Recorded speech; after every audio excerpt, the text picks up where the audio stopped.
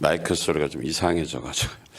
네, 하나님은 성실한 분입니다. 우리를 위해 사랑하셔서 구원을 이루기 위한 계획은 한 번도 변하지 않고 이루셨습니다. 히브리서 기자는 이렇게 말했습니다. 예수 그리스도는 어제나 오늘이나 영원히 한결같은 분이시라고 했습니다. 한결같다는 의미가 성실하다는 말씀입니다. 주님은 우리를 향한 그의 사랑과 죄사함의 약속을 변치 않고 구원을 이루시며 행하고 계십니다. 따라서 우리는 예수님의 성실한 삶을 본받아서 늘 한 마음을 품고 성실하게 살아야 할 것입니다.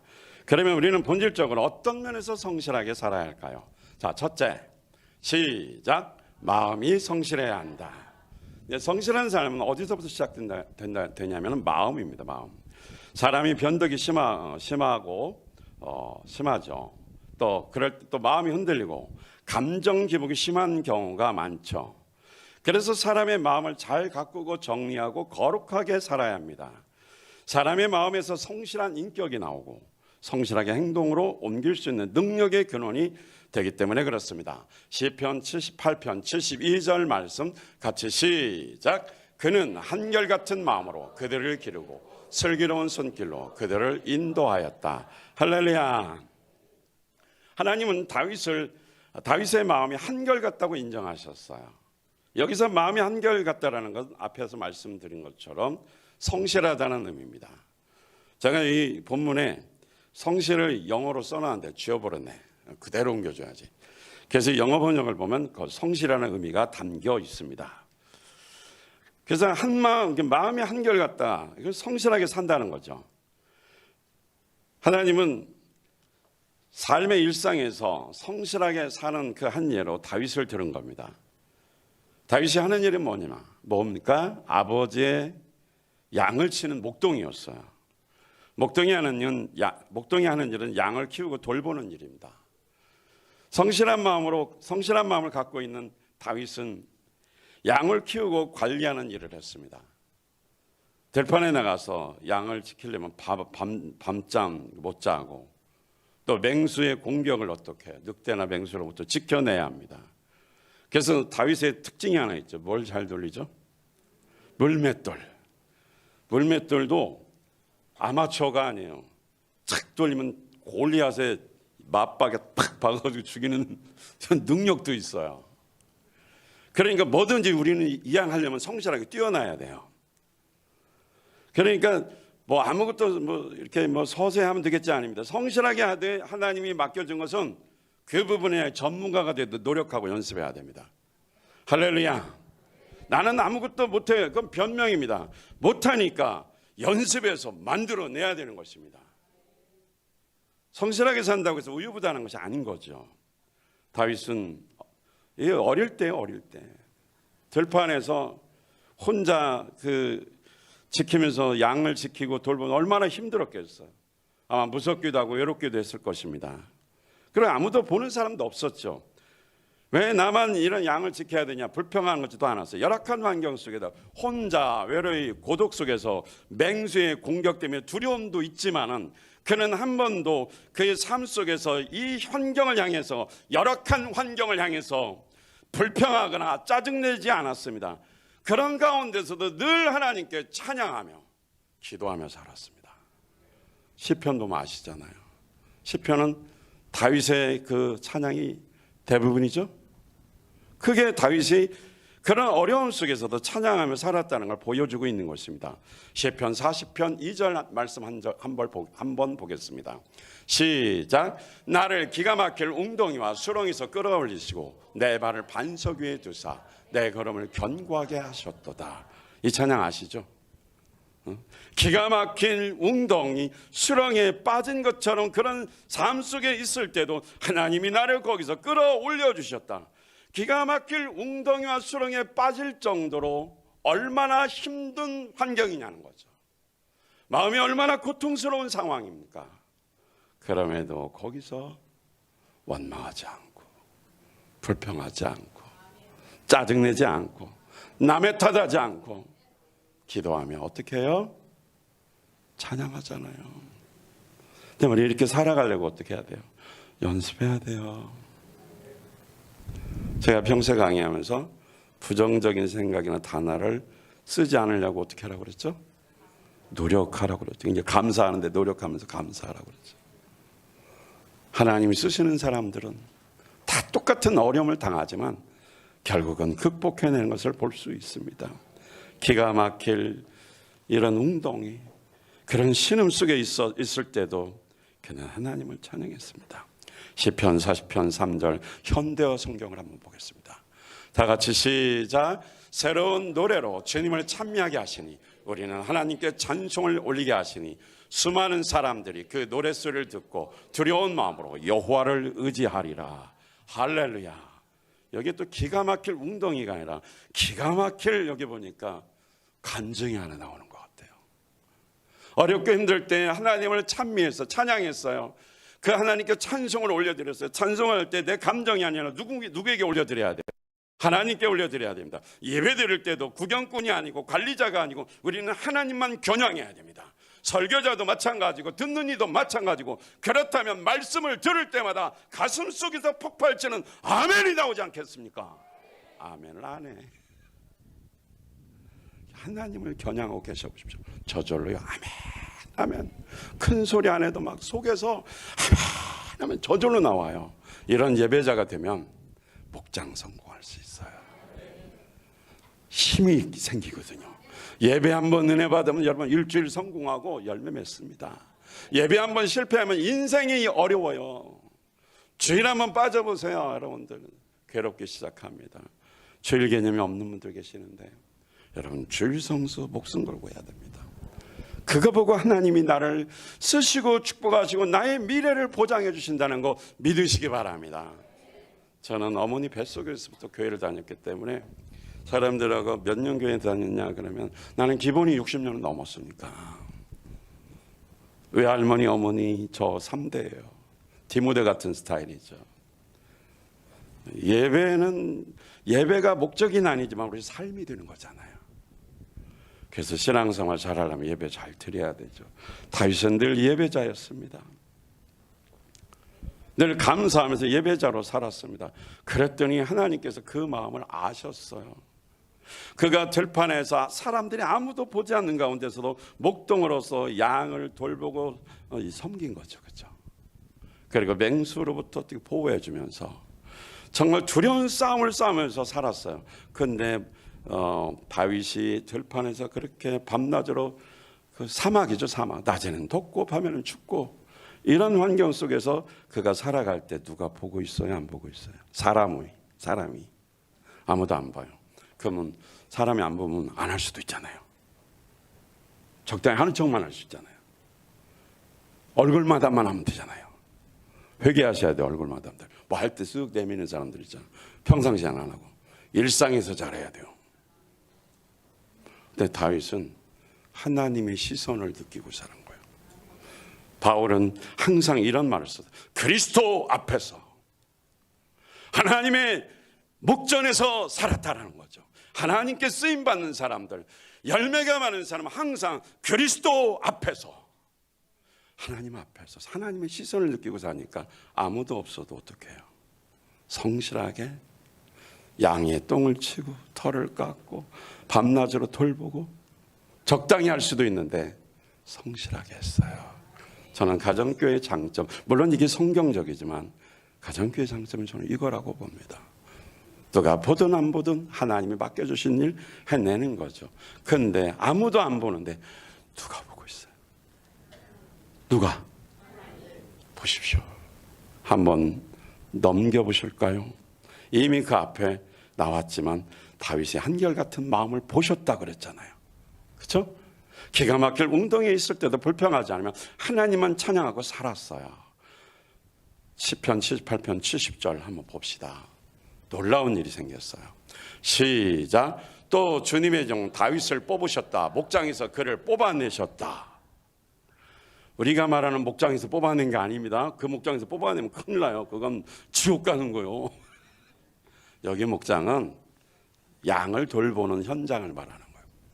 다윗이 목동으로서 사실 보시오, 사막에서 양의 똥이나 치고 별 볼 일 없는 한 소년이었다라는 거죠. 그가 이스라엘의 위대한 왕이 된다는 건 사람으로서 아버지도 인정 안 했으니까. 성경을 알면 알잖아요. 아버지가 왕의 될 상하니까 큰아들 세웠잖아요. 그러니까 아니다 안 보이니까 한 놈이라고 만들지. 한 명이 안 보인다. 막내 아들이죠. 그렇죠? 기억나세요? 성경 보면 나와요. 보잘것없고 아무도 사람으로는 인정하지 않는데 하나님이 불꽃 같은 눈으로 그의 성실한 마음, 그의 정말 한 가지 일을 시키면 해내는 그 성실한 마음, 한결같이 변하지 않고 하나님을 사랑하라고 노력하고, 언제나 하나님을 사랑했다는 말은 아니다는 얘기죠. 노력했다는 거죠. 저 단어를 빨리 쓰지만 여러분들 빨리빨리 캐치해야 됩니다. 저희 교회는 약간 서양 스타일 살짝 비슷하죠. 저희가 1995년부터 이렇게 했다가 너무 앞서가서 못 따라와가지고 이게 다 빼가지고 늦추고 이렇게 지금 이게 줄이고 해서 이만큼 온 거예요. 옛날엔 그냥 일어나서 30분 찬양하고 막 영어로 찬양하고 하다가 바로 설교 들어가고 기도해주고, 완전히 그렇게 갔더니 증평의 수준에 안 맞아가지고 또 이단 소리도 나오고 그래가지고 90년대에 힐송 불렀으니까 우리는. 그래서 또 지역과 사람과 맞춰야 되지. 근데 지금은 괜찮은 게 청년들이 자라서 또 세대가 또 많이 흘러가지고 다 인정을 해요. 말이 시골이지 우리도 여기 서울보다 앞서요. 촌놈이라고 흉보지 마세요. 제가 촌놈같이 생겼나요? 감사해요. 좋게 봐줘서. 하나님이 세상에 아무도 없는 그곳에서 성실한 거 뽑았다고 그랬어요. 이 표현 멋지지 않나요? 나는 우리 청년들에게 비전을 줍니다. 너희들이 여기서 목자 목녀로 살지만 하나님이 더 귀한 일에 어떤 일이다, 여기서도 크게 쓰임 받지만 또 하나님이 어떤 목적하는 일이 있다면 세계 만민에게 은혜를 주는 자로서 분명히 뽑아 쓸 것이다. 나는 그렇게 기도하고 믿고 선포합니다. 제가 이 평세를 준비하면서 환상을 봤다고 그랬잖아요. 청주공항 때 비행기 타고 오는 사람들이 느껴지더라고요. 그날이 곧오리라. 그게 성실하게 누가 알아주지 않아도, 세상이 몰라줘도, 교회들이 몰라줘도, 아무도 몰라줘도 이곳에서 하나님 내게 맡겨준 한 영혼 구원하기 위해서 누가 알든 모르든 교인들도 몰라도 그냥 내가 할 일 성실하게 하면 그분이 보고 계셔요. 그분이 보고 계시다가 뽑아 쓴다고 그랬어요. 불평하지 말아요. 불평하는 사람 쓰임받지 못해요. 감사하라고 그랬죠. 열두 장군 가나안 땅 정탐하고 가서 10명은 현실을 보고 부정적으로 말했어요. 그랬더니 여호수아 갈렙은 그들은 우리의 뭐다? 밥이다. 똑똑하십니다. 하나님이 함께 하시면 할 수 있다 이겁니다. 철병가가 있든 거인이 있든 불가능한 상황이 있든 상관없어요. 헤브론의 젖과 꿀이 흐르는 땅, 하나님이 약속하셨기 때문에 받을 수 있는 겁니다. 그게 믿음이에요. 눈앞에 보이는 것 때문에 불평하지 말고 감사하십시오. 뽑아서 쓰십니다. 하나님께 인정받아야 돼요. 사람한테도 인정이지만 결국은 하나님의 시선, 하나님의 마음에 두는 사람이 돼야 돼요. 그러나 하나님이 귀하게 쓰십니다. 사랑하는 성도 여러분, 하나님의 마음의 성실함을 인정받는 자가 됩시다. 노력으로 되는 것이 아니고 그냥 겉으로 하지 말고 진심으로 마음에서 해야 돼. 마음에서. 하나님이 인정하면 때가 되면 열매도 주실 뿐만 아니라 뽑아 쓰신다는 거죠. 부교육자도 계시겠지만 어디에 있든지 누가 알든지 모르든지 성실하게 하면 그 인정이 되면 순간에 하나님이 뽑아서 버립니다. 제가 옛날에요, 한국 나이로 27살, 25살 때 호랑이 선생 그때 나올 때요, TV에 저도 연식이 많이 갔네. 그때 제가 신학대학을 졸업하고 오라는 데가 없어요. 그 어디 알아봤더니 결혼 안 했다고 안 받아줘. 아니 나이 25살이 무슨 결혼을 해. 그래서 호랑이 선생님을 보면서 차라리 시골 가서 저렇게 애들하고 놀면서 전도하면서 살면 좋겠다. 그 생각이 조금 실수한 것 같기도 한데, 그러자마자 친구한테 전화가 왔어. 저 경상북도 지금 포항시지 흥해읍 영일만 흥일 이 주소도 이제 흥해읍의 용안일리라고 있어요. 용안일리 칠포해수장 옆에 바닷가에 밤이면 불 다 꺼지고 뒤에 대나무 있어도 바람이 샤샤 불고, 그리고 천장에서는 쥐새끼가 찍찍찍찍거리고, 자다 보면 생쥐가 내 머리로 지나가는 그런 시골교회에서 요청이 왔어요. 그런지 모르고 갔죠. 근데 가보니까 진짜 호랑이 선생님처럼 사는 데야. 그 마음을 아시고 아무 데도 부르지 않는데 거기서 하나님이 나를 뽑아가지고, 시골교회랑 무시하지 마세요. 거기서 3대가 나왔어요. 거기서 3대가 나와서 지금까지 이어지고 있어요. 딸내 아들 막 키 큰 애 둘 낳고, 앞으로 잘 살 일만 남았어요. 왜 아멘 안 하냐? 그 집 아들.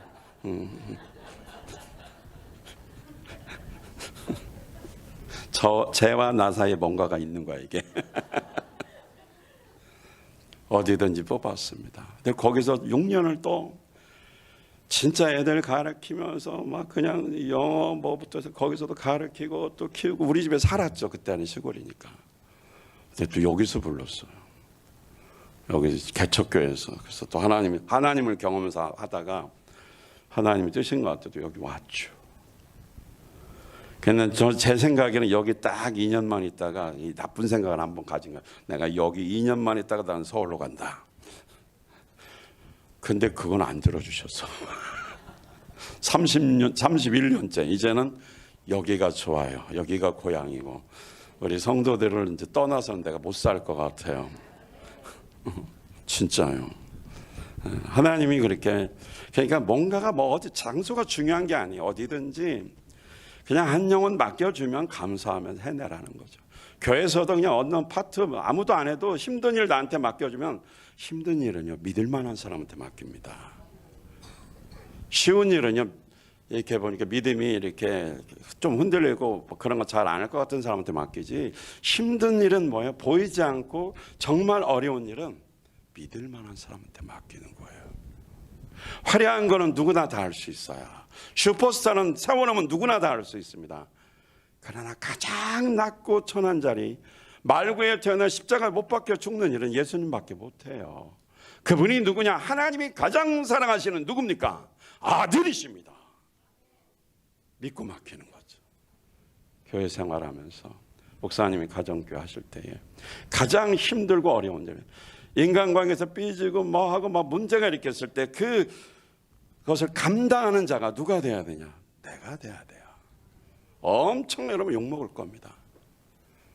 그 일을 가장 성실하게 해낼 때 하나님이 드디어 그를 들어 뽑아서 쓰시는 겁니다. 쓰시는 거. 하나님이 여러분의 성실함을 인정하셔서 뽑아 쓰시기를 축복합니다. 불성실하면 결과가 안 좋겠죠? 사도 바울이 선교 여행 중에 이런 설교를 해서 복음 설교를 하면서 사도행전 13장 22절. 사도행전 시작. 그는 내 마음에 드는 사람이다. 그가 내 뜻을 다 행할 것이다 하셨습니다. 왜 여기밖에 없지? 그 다음에 하나님께서 사울을 물리치시고서 다윗을 그들의 왕으로 세우시고 증언하여 말씀하시기를 내가 이새의 아들 다윗을 찾아냈으니 그는 내 마음에 드는 사람 그가 우리 자매님 시집 보내야 되는데 거꾸로 하셨네. 네, 감사합니다. 여기 보면 사울왕이 나오죠. 사울왕이 나오는데 개역 개정이나 개정 성경은 사울은 패하시고 이렇게 나와요. 그러니까 왕에서 폐위시켰다 그 말이죠. 그리고 다윗을 찾아서 왕을 세우는데 여기에 표현을 보면 넘어가 보세요. 끝으로 그는 내 마음에 아니 거기 말고 네, 그 사도행전 13장 22절 그 다음 화살표 다음에 네, 그는 내 마음에 드는 사람입니다. 그러니까 하나님의 마음에, 그래서 옛날 성경 하나님의 마음에 합한 다윗 그랬어요. 하나님 마음에 꼭 드는 사람이었어요. 우리가 하나님 마음에 꼭 들어야 돼요. 예뻐서도 아니고 키 커서도 아니에요. 잘생겨서도 아니에요. 어떤 사람이 하나님 마음에 꼭 들까요? 네, 오늘 설교 제목 잊어버리면 안 돼요. 성실한 사람을 하나님이 마음에 들어하는 거예요. 키 크고 예쁘고 얼굴이 작다 크면 안 되지. 뭐에다가 된 게 아니에요. 뭘 기술이 좋고 능력이 좋고 머리가 천재고 좋은 대학 나오고 뭐 좋은 뭐가 박사를 받고 박사가 뭐 10개고 3개 뭐 이런데 잘못하면 박살나 하지 말라 소리는 아닙니다. 하나님은 어느 상황이 있더라도 어떤 사람을 쓰신다? 성실한 사람. 그 사람은 어떻게 생각한다? 한마디로 바꿀게요. 꼭 마음에 들어 하신다. 시작. 꼭 마음에 들으시면 여러분 하나님 마음에 꼭 들어야 돼요. 그러면 어떤 사람이 돼야 돼요? 성실한 사람이 돼야 돼요. 근데 사울왕은 처음에 춤추고 변화되어서 예언됐다는 거 성경 구절 알죠? 사무엘상 10장 9절인가 하 10장 9절에서 거기 나와요. 처음에 성령 충만했어요. 근데 기도하지 않았고 그 다음에 왕으로서 통치를 하면서 기도하면서 하나님께 묻지 않고 항상 자기 마음대로 했어요.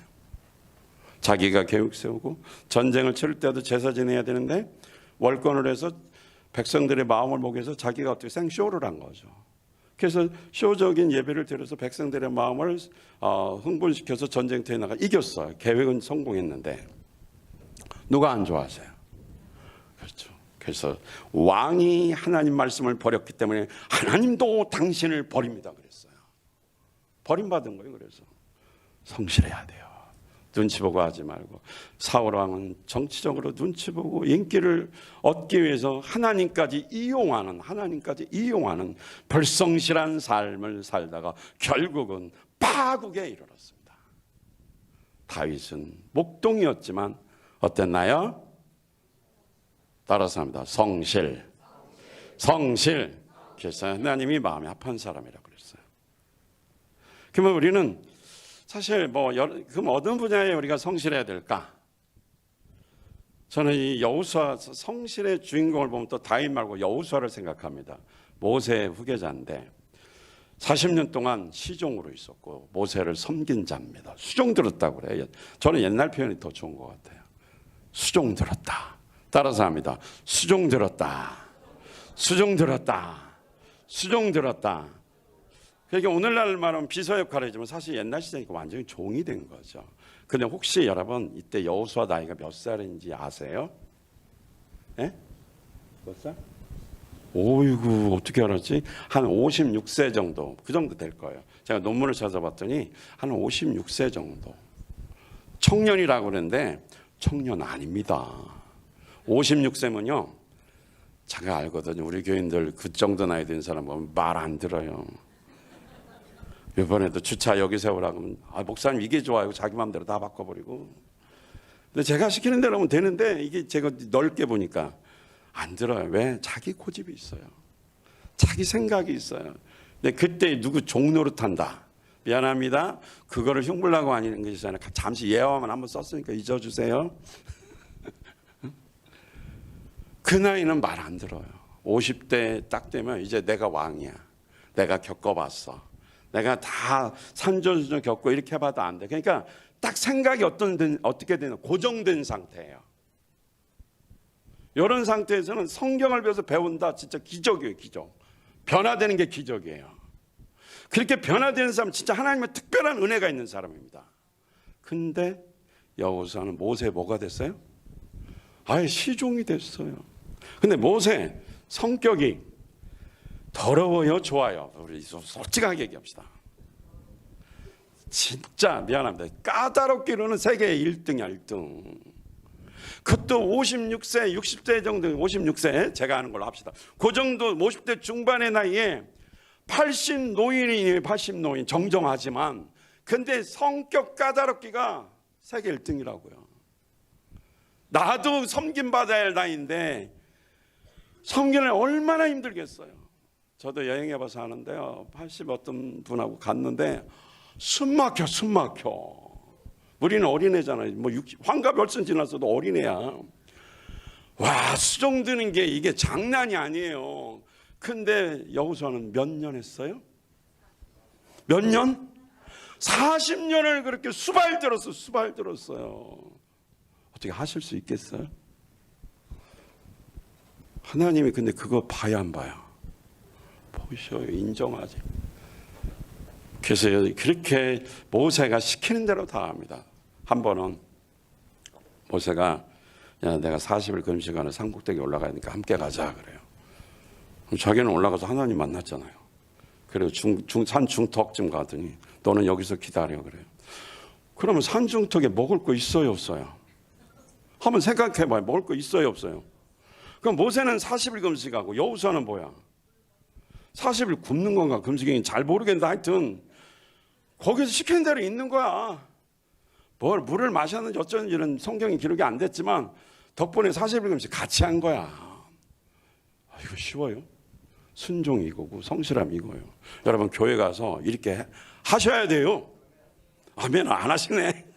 하셔야 돼요. 저 만난 거 여러분 진짜 잘못 만난 거예요. 이거 안 하면 안 돼. 설교 안 끝나. 여기서 결단을 하겠다 안 하면 내가 오늘 안 보낼 거예요. 할 때까지 설교해버려요. 제가 얼마나 설교가 부드러운 줄 알아요? 그리고 모를 것 같죠? 하나님이 다 아신다니까요. 그냥 하는 소리고 진짜 그런 마음을 갖고 가지 않은 거죠. 40년 동안 모세를 성실하게 수종 들었어요. 정말 어떻게 모세와 관계가 좋죠. 그래서 여러분들 인간관계 잘해야 돼요. 담임 목사하고 관계가 좋아야 돼요. 담임 목사하고 관계 안 좋으면 여러분 신앙생활 실패합니다. 목사님이 못생겼어도 좋아해야 돼요. 존경해야 돼요.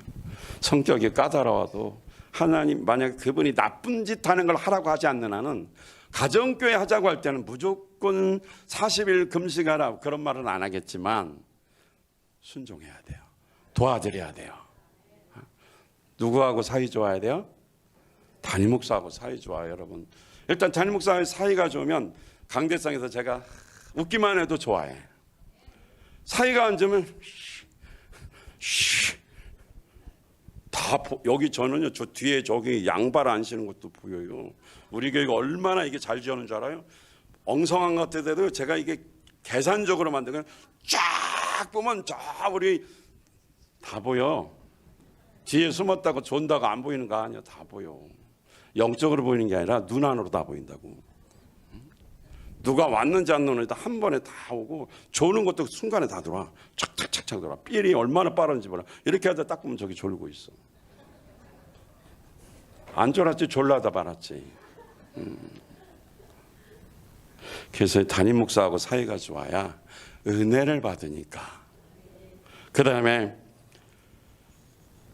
여러분들이 또 어쨌든 신약 성경대로 목회하려면 그렇게 이제 순종해야 돼. 그 다음에 또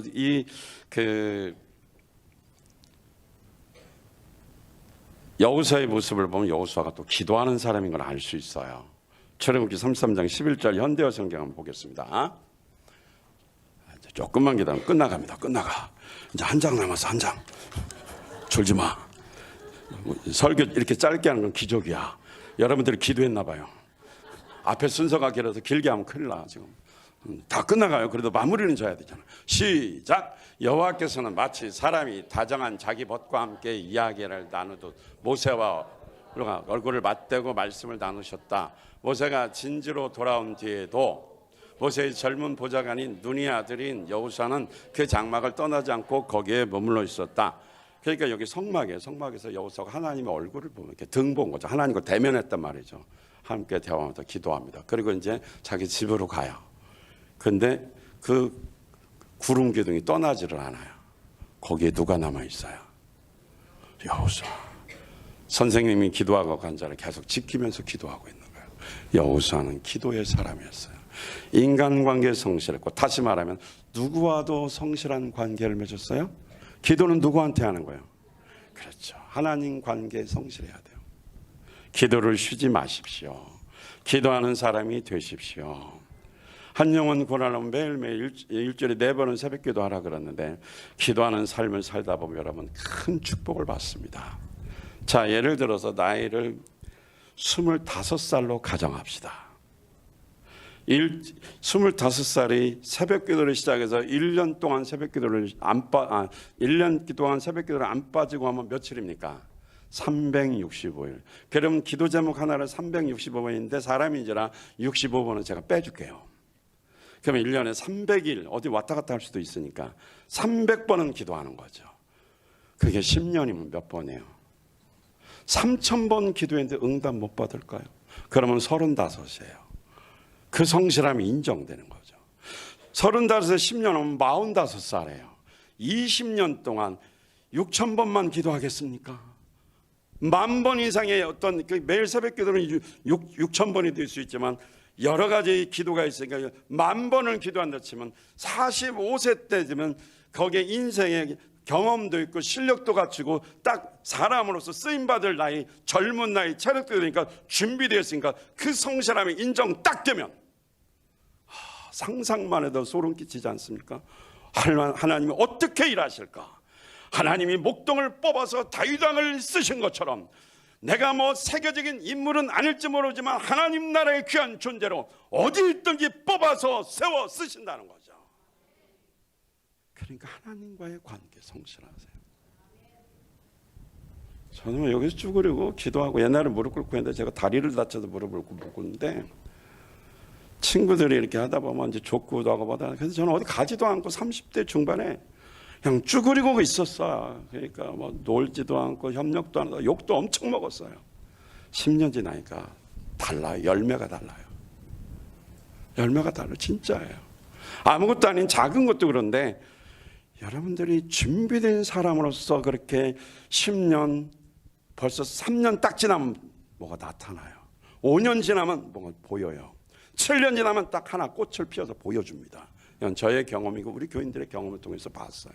완전 밑바닥까지 망했던 사람이 5분도 기도하지 못하는 인간이 기도하기 시작하더니 사람이 되어서 그래서 뭔가 하나님이 맡겨주더라고요.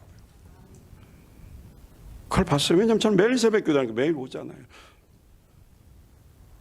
우리 가정교회를 맡으신 최영기 목사님도 가정교회를 만드시고 시작하시면서 강대상에 3시간씩 그분은 시간 때웠다고 말합니다. 20년을 했는데 지금 가정교회가 얼마나 확산됐습니까?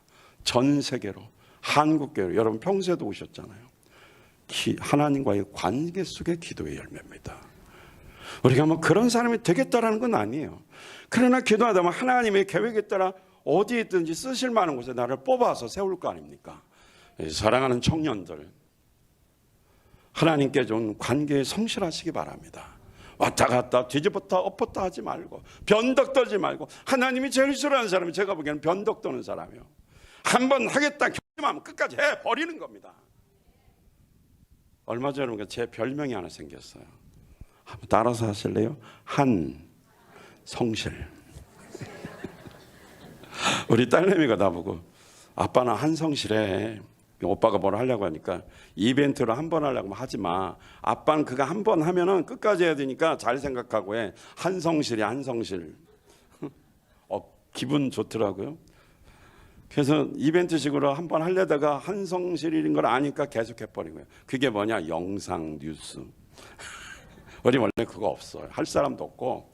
근데 이제 전문가가 하나 있는데 바빠서 그거 할 수가 없어. 그래서 한 번만 하는데 한 달에 그러면 안 돼. 계속 해야 되겠죠. 그랬더니 만들어내는 거야. 뭘 한 번 하면은 끝까지. 저 전도하러 다니는데 한 번 하면 코로나든 비가 오든 영하 10도든 뭐 소낙비가 오든 우산 받고 다니는 거야. 시간 정하고